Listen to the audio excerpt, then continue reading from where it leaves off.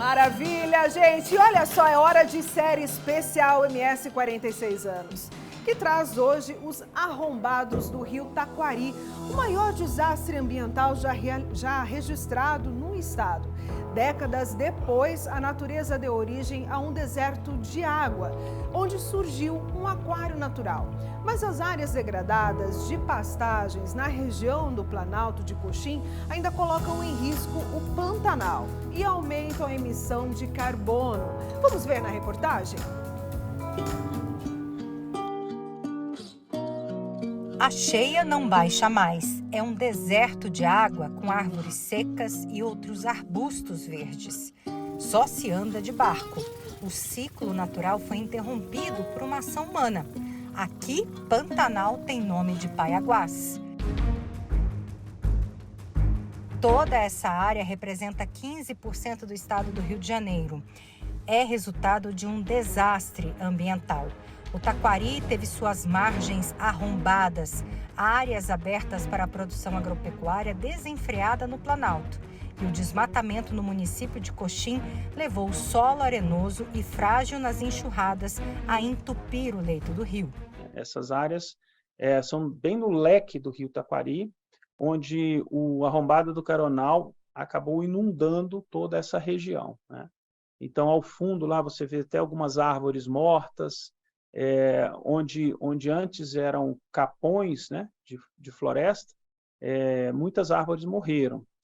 E são mais ou menos 650 mil hectares no pico, né, que foram inundados. Nos últimos anos, essa área reduziu um pouco, porque por causa desse ciclo de seca que o Pantanal passou, né? Mas agora, com esse ano que já voltou a chover um pouco mais, a expectativa é que volte a esses 650 mil hectares de inundação permanente nessa área. Dezenas de fazendas viraram um alagado. O rio Taquari não tem mais foz. O curso que dividia o Pantanal da Ecolândia com Paiaguás agora é um leque inteiro de inundação.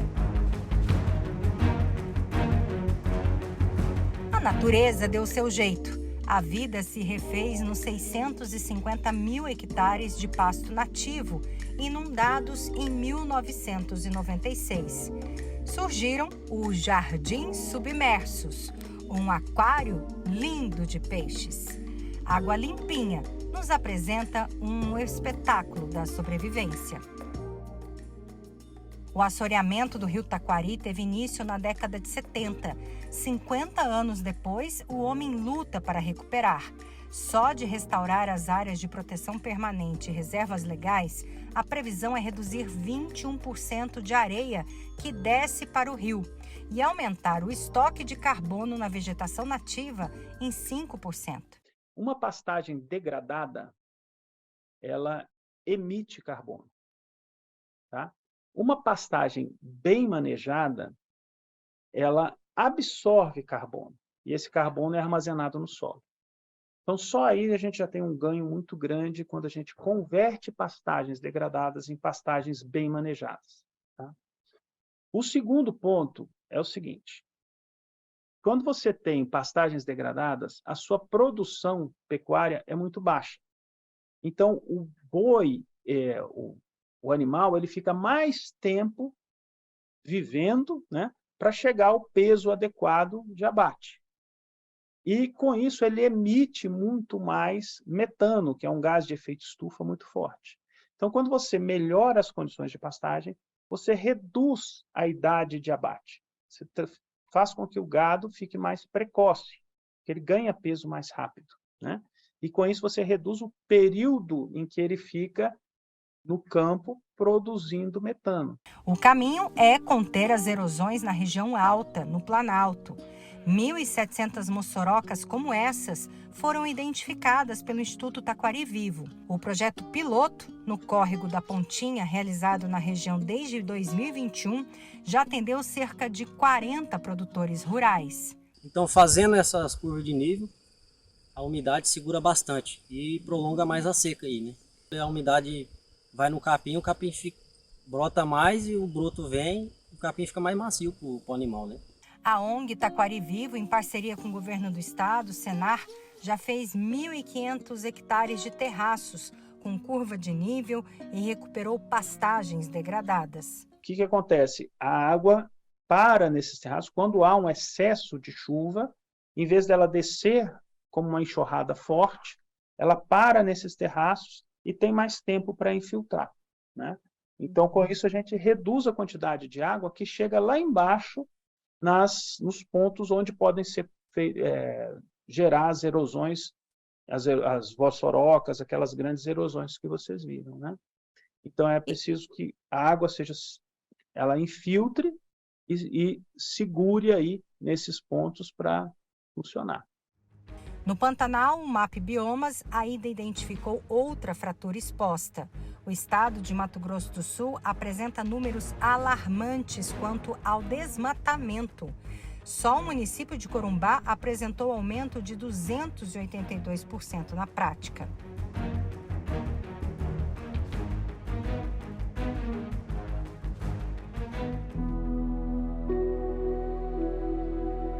O dia amanhece no Pantanal do Rio Negro.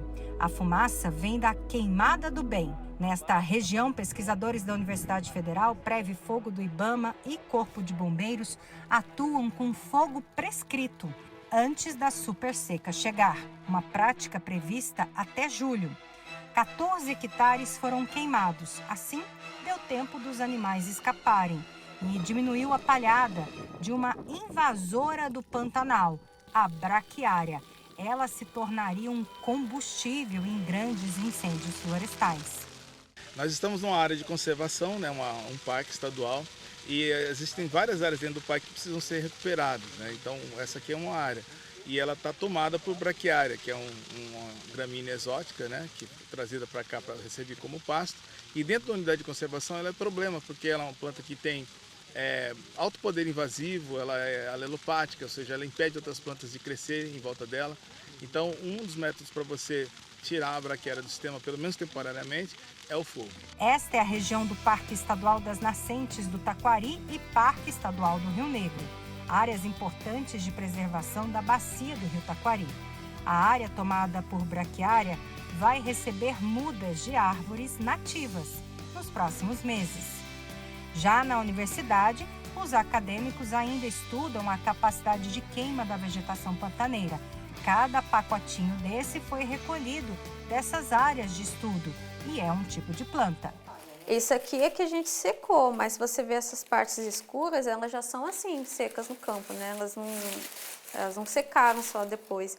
Esse pásparo aqui, né, essa espécie, ela é uma das mais formuladas, né, também, assim, em termos de alastrar o fogo, é bem rápido. No ser humano e também nos animais, a idade é calculada a partir da arcada dentária. Nas árvores, esse processo é um pouco diferente. Nesse tronco aqui, a gente pode perceber alguns anéis e ele foi retirado de um ipê amarelo. Eu posso dizer que essa árvore tinha praticamente a mesma idade que eu, passou dos 40 anos. Quanto mais velha, mais carbono. Então, a gente tem, por exemplo, árvores aqui de diferentes diâmetros, elas têm idades diferentes. E não só tem na madeira, né, mas tem, aqui no caso, na madeira, onde a gente encontra uma grande proporção de carbono, como também tem na casca das plantas. E depois nas folhas e nas outras partes. Então, quanto mais velhas, maior quantidade de carbono elas absorveram da atmosfera, claro, com o uso da água, então precisa ter não só carbono, mas precisa ter água também, nutrientes no solo e ter luz solar, para que esse ciclo se feche e a planta consiga realmente fazer o seu papel de assimilação desse carbono. Em todas as partes da planta tem carbono, porque todas as partes são feitas de células. E as células têm paredes celulares, todas as células vegetais têm paredes celulares. E o carbono é usado justamente, uma grande parte, né, é usado para a fabricação da parede da célula. Então, em todas essas amostras aqui, existem milhões de células e nessas células, cada uma com a parede celular delas, tem carbono incorporado ali. Então, o carbono é visto em qualquer parte da planta que tenha uma parede celular. Quanto mais pesada a madeira, significa o quê? Que ela tem mais concentração de carbono? Mais carbono, porque ela tem mais fibras, mais com as paredes celulares, né, como eu falei, mais grossas. Então aí significa que nessa madeira ela tem mais carbono, ela incorporou mais para justamente engrossar as paredes das células. Essa aqui tem paredes mais finas, então ela tem menos carbono comparativamente. O tronco representa o quanto de carbono que cada árvore absorveu do ar. Por isso é tão importante ter florestas, para equilibrar a emissão de carbono das queimadas e os processos de decomposição, por exemplo. As folhas são antenas, né? Elas ficam apontadas para o sol. E aí elas conseguem captar a energia do sol. Com essa energia do sol, elas vão lá e pegam o carbono que está, né, na atmosfera e transformam esse carbono em açúcares, proteínas, gorduras, vitaminas. Tudo que você vê aqui que é massa seca, ó, isso aqui, ó, basicamente veio da atmosfera. Tá? Mas não veio alguma coisa do solo? Veio. Você pega isso aqui e queima. Pega uma madeira para fazer um churrasco, queima. Né? No final de você queimar toda a madeira que você fez seu churrasco, não sobra uma cinza, que é bem pouquinho, aquilo lá veio do solo. A tendência do sistema é reabsorver o carbono que foi liberado na queimada. As árvores que fizeram o trabalho principal de absorver todo o carbono liberado nas queimadas de 2020. Basicamente são as áreas que foram queimadas nesse mês, por exemplo. Né? Aqui a gente tem o mês de 10 de 2021, né, que vai aparecer logo em seguida. Foi o mês em 2021 que mais queimou o Pantanal. Então aqui são áreas queimadas do Pantanal. Já no mês 11 queimou muito menos, como a gente pode verificar aqui. Ecologia e inteligência artificial juntos. O Laboratório de Geomática da UFMS recebeu recursos nos últimos 2 anos de quase 10 milhões de reais para financiar as pesquisas. Inteligência artificial, sensoriamento remoto, aplicados no monitoramento do estoque de carbono e na emissão de CO2 por incêndios. E aí o acumulado a gente tem de 2021 e 2022. Isso aqui é 2021 e 2022. Então 2021 queimou bem. A gente tem alguns dados preliminares, né, que ainda precisa ser mais testados, que é 6,16% em 2021 e 3,63% em 2022. E um dos problemas que a gente identificou no modelo é que a resposta do rio ela é muito parecida com a queimada. Então, nas áreas alagadas, que tem muito no Pantanal, foi bem desafiador, né? A pesquisa já mapeou as áreas queimadas do Pantanal em detalhes até 2022 e estima o estoque de carbono. O nosso trabalho ele não só é apenas no contexto de analisar áreas queimadas, né? O nosso trabalho ele é um pouco mais amplo, visando mapear a vegetação no Pantanal, né? O Pantanal é uma região extremamente complexa, né? Então eu tenho regiões de monodominâncias, onde eu só tenho uma espécie arbórea. Então o nosso trabalho, ele, a partir de imagens de satélite apoiado em dados de campo, né, a gente faz um mapeamento detalhado, por exemplo, dessa vegetação, dessas espécies, as quais essas árvores elas têm a capacidade de armazenar carbono, por exemplo.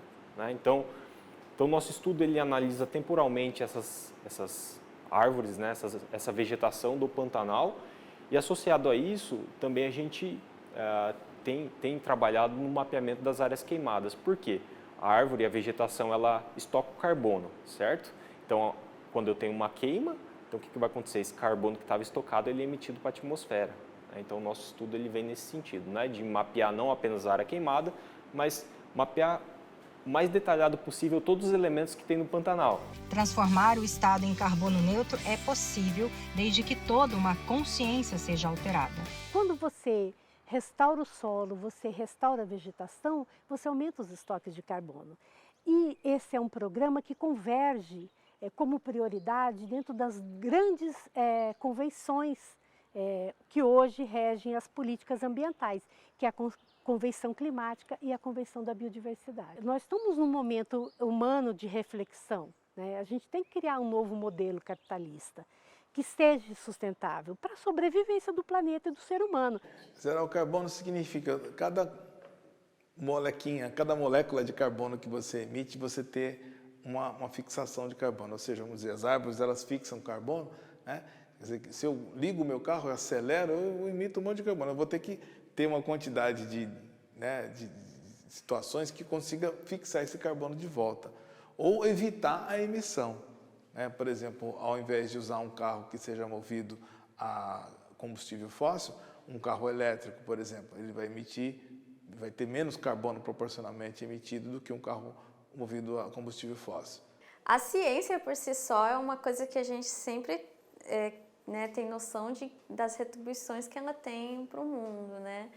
E fazer o estudo no Pantanal, que é uma área que é única nossa aqui, né, no mundo, também traz um orgulho, traz essa noção de que realmente a gente está contribuindo para preservar um ambiente muito especial, né? Quanto mais a gente estuda, mais a gente percebe que é especial e a gente precisa entender e proteger.